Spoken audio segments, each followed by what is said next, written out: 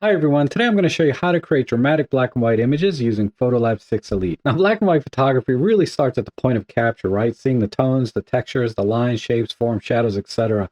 And I'm not going to go into that too much, but I do want to show you some of the tools that'll help you create more dramatic black and white images when you start editing in Photolab 6. Alright, so I've opened up a very simple image here. It's not going to win any awards, but it will help me to illustrate the effect that these tools will have on a black and white image. Now we're going to start with just converting this to the new DxO wide gamut if you have that. And normally to start working with a black and white image, you click on Style Toning. This will convert it to black and white, subtracting all of the color information. And then from here you can go into the light panel and just start working with the tones that are left. And of course you can just pull in the blacks, push the midtones, pull in the highlights a little bit, etc. There's also contrast sliders here. Now, I do have a few more tools on mine because I have the film pack installed, but I won't be using any of those. So I believe you have contrast and micro contrast, but fine contrast is a setting that comes with film pack. But I won't be working with any of those tools. Now, when we look again at these chairs, you'll notice that the tones of this blue chair and this red chair are about the same. You wouldn't know really that these were very different colors when you convert this to black and white. And what you could do potentially is go into your local adjustments here and try and brush in this to make this a little brighter, and maybe brush in to try to make this a little darker. And of course that could take forever, even if you use the smart select tools and things. A better way to work with black and white images is, instead of selecting the style toning, is select the HSL. Click on the white palette here, which selects all the colors, and just desaturate it. Now it may look like we're back to the same image we had when we just clicked on the style toning. However, the big difference is we have retained all of the color information, and we can start working with this image and making adjustments by the colors in the image. So for example, if I want to separate the tones on the chairs here, all I have to do is select the red channel here, and then reduce the luminosity on the red. And now I've darkened this chair. And then I can brighten the blue chair by selecting the blue channel and clicking on the luminosity and sliding that up. So you can see now this is a little brighter. Now this blue palette here may not match exactly the blue that was on this chair. So there's two things I can do. I can adjust the color wheel by grabbing on the color wheel and moving this until that chair is as bright as possible. So now I've selected basically that color, or I can click on the eyedropper here and just click on the chair like so, and it'll automatically select the color from the image that's there. And if you want to go back and look at the colors again, you can just deselect the eyedropper and click on the comparison tool before and after, and you can look at all the colors in the image, and then go back to your eyedropper and pick the blue that you want or the color that you want. Now, whether you start your black and white images with the HSL tool or with the style toning tool, when you go into the light panel here, these tools from here down to your contrast are going to operate exactly the same. They're going to have the same effect either way. Now, the tone curve will behave a little bit differently depending which black and white conversion method we chose, either the style toning or HSL method. And when we're working in the RGB mode on the tone curve, we're just affecting the tones of the image. So really, it is going to operate the same whether we chose style toning or HSL. But the difference comes when we choose individual channels like red, green, and blue. Because when we're in HSL method, technically we're still working with a color image. So what happens is, when we push the red channel curve up, we're basically saturating the reds. And you can see the image is getting darker because the reds are being more saturated. And if you recall, the red channel here, we push the luminance all the way down to -100. So it's just going to get darker and darker the more red that we add to the image. The blue channel, as you recall, we want it to be brighter. So if we saturate the blues more, you'll notice that it gets brighter and brighter as we push the blues. Now, when we're in a style toning method, we've essentially removed all of the color, right? So let's go back to here. We're currently in style toning method. If I try and saturate the blues, look what happens. when we're in black and white mode, saturating the blues adds blue to the black and white image. And if we subtract blues or desaturate the blues, we're effectively adding its opposite, which is yellow. And if we look at what happens when we do red, if we saturate the reds, it's going to tint the entire image red.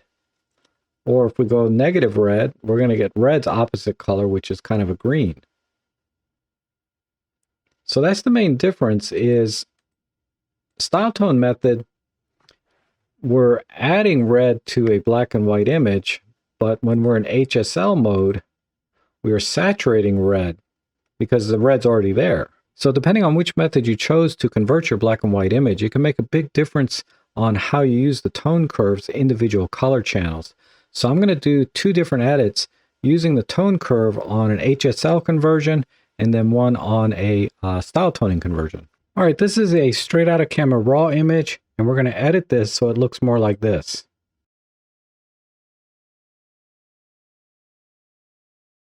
So basically the look I'm going for here is a very high contrast inky black print that's still a little bit soft, so I can pull off that white vignette.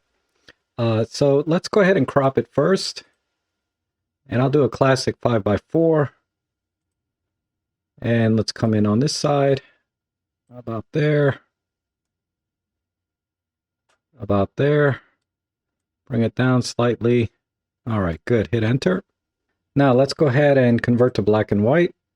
I'll use the HSL method this time. So click on HSL and the white palette there for all colors and desaturate 100%. And now I want to sort of build some contrast in the brick, but not, I don't want to do global contrast because there's a lot of stuff going on, right? I just want to do it mostly in the brick here. So what I can do is use my HSL tool, click on one of the bricks in here, maybe this one, and let's just desaturate, or I'm not desaturate, but lower the luminosity down. So now I've lowered the luminosity of the red color brick without really affecting the sort of little cement layers in between. So it gives the brick a little more definition, and then the overall tone of the brick is darker, separating it more from the rest of the background, which is very, very busy. All right, now let's add a white vignette. So let's go over to our local adjustments tool, click on our tool icon, and we want to make sure our brush is maximized as large as it'll go, feathering 100%, flow 50%, and opacity 100. And what I'm going to do is just kind of draw in the middle here without touching the edges. There, that looks good. And then for the adjustment, I'm going to dial in +4, the maximum of exposure comp. And then we can go over to this layer here on the brush and right click it and say invert mask. And now we have a nice white vignette. All right, now let's start working on the rest of the tones in the image. So we'll deactivate our tool and go to the light panel. And what I want to try to do is make sure I get very inky blacks down in this area here in the shadows, and then maintain good detail in the rest of the image, but soften it up a bit. So let's go ahead and pull the blacks in first. And we can go a little bit more than we need to because we're going to brighten the image back up, but I want to make sure I get nice dark inky blacks down in here. And then let's go ahead and raise the exposure back to what looks good. And I can pull the blacks in more if I need to, but I think we're good. Right about there. Okay, let's pull the blacks in just a tiny bit more. Okay, good. Now let's push the highlights or midtones a little bit this way. All right, and from here I like to always just apply the clear view. At 50% is fine, and this tool here is for like reducing fog and haze, but it works really amazingly on black and white images. And that looks pretty good. Maybe we'll crank it up just a tad more. Yeah, that looks good. Now let's soften the image up a little bit more, and the best way to do that is just lower the contrast this way. Let's try lowering the micro contrast. Okay. That's getting softer, maybe not quite that much. And good. So now we can see a little bit more tones here in the brickwork. But I'm going to see if I can smooth that out a little bit more.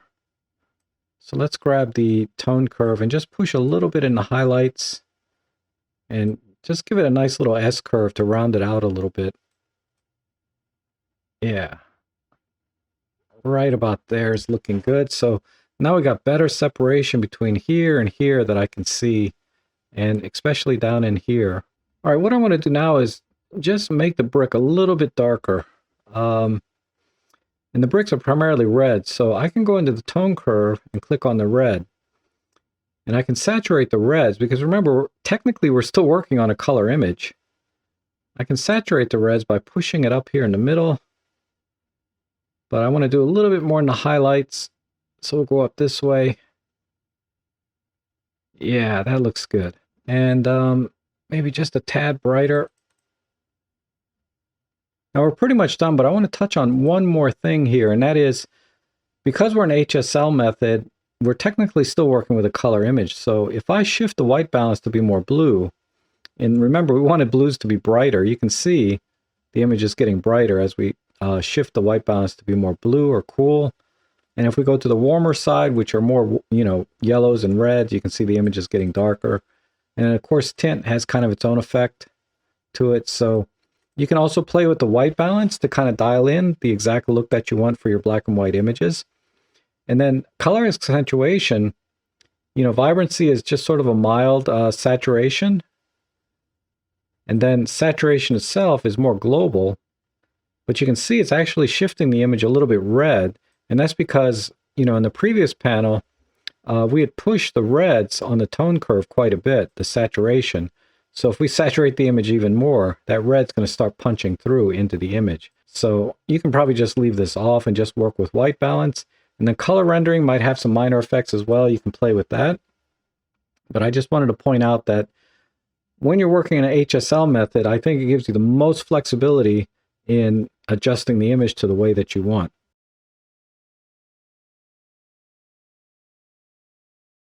Now I wanted to show you a couple more examples of when you have control of the colors in your black and white image, thereby being able to separate tones more. You can see like on this floor and this floor are different tones, right? It's a little brighter on this floor and a little darker on this floor.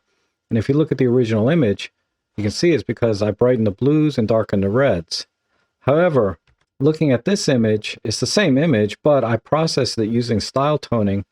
And because I didn't have control over the color, I wasn't able to separate the tones in these two different floors. Now, this is another example of where I use the HSL method a lot, is whenever I take pictures of my dog and I want to do black and white, she has very brownish red eyes, as you can see here. And all I have to do is use the eyedropper, pick the color in her eye, and then push the luminosity slider. And now her eyes are much brighter.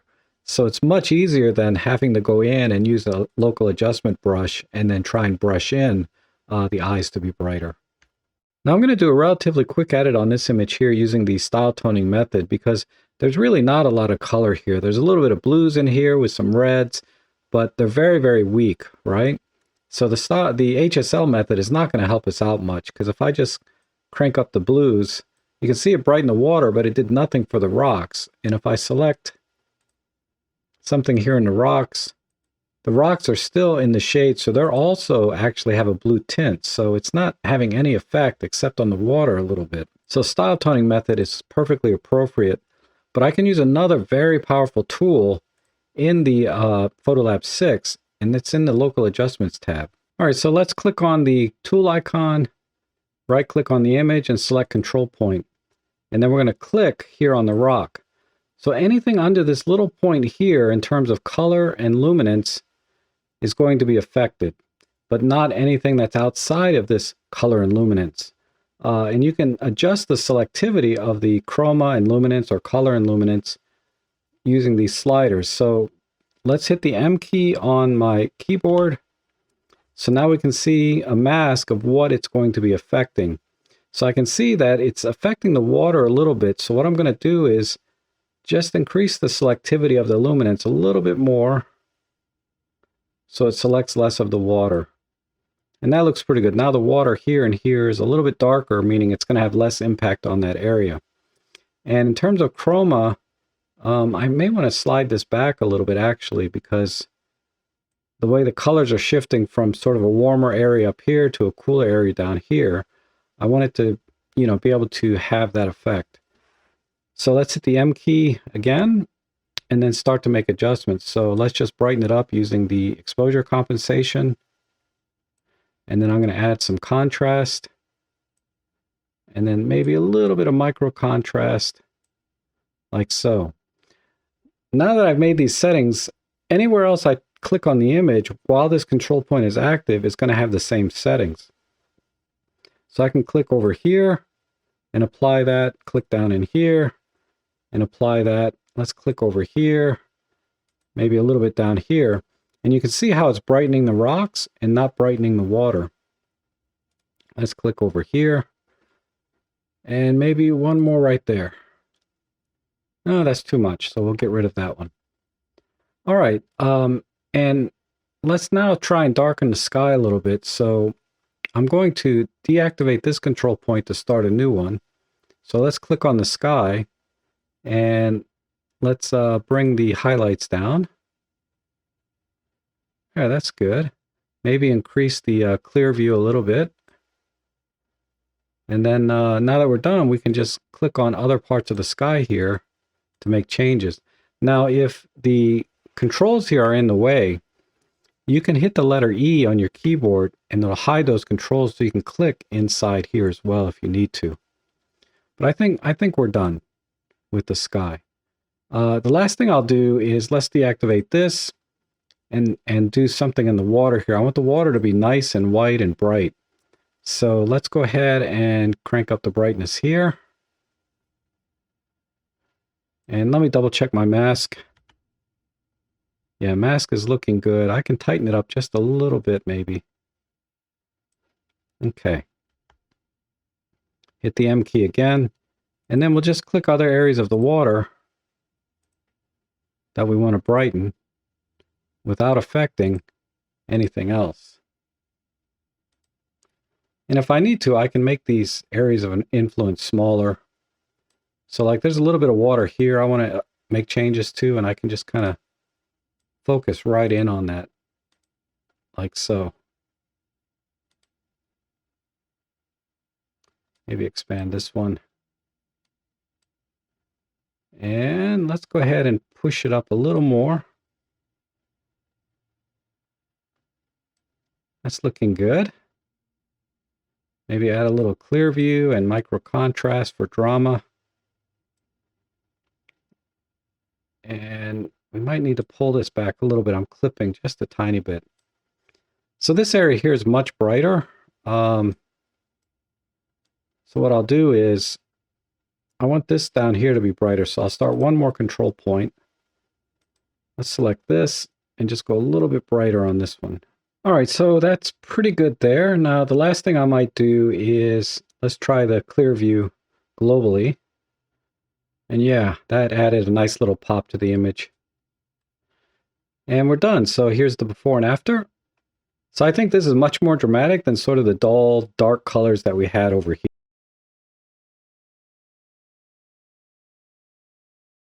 Now this is an image where I chose to use the style toning method rather than the HSL method because I wanted to give this image a very vintage look. So I chose style toning and used control points to adjust the tones. But if you look at the original image, you can see there's plenty of color here that I could have used if I chose the HSL method. But if you remember, the tone curve behaves very differently when we use style toning method versus HSL method. In style toning method, the tone curves tints the image whatever color we saturate it with. So I'm going to pick red here and push the reds a little bit. And then I'm going to pick blue here and pull the blues a little bit, adding yellow. So now I've made a sepia image because this is something I can't do in HSL. HSL will only saturate colors, whereas in style toning method, I can actually tint the image the colors that I want.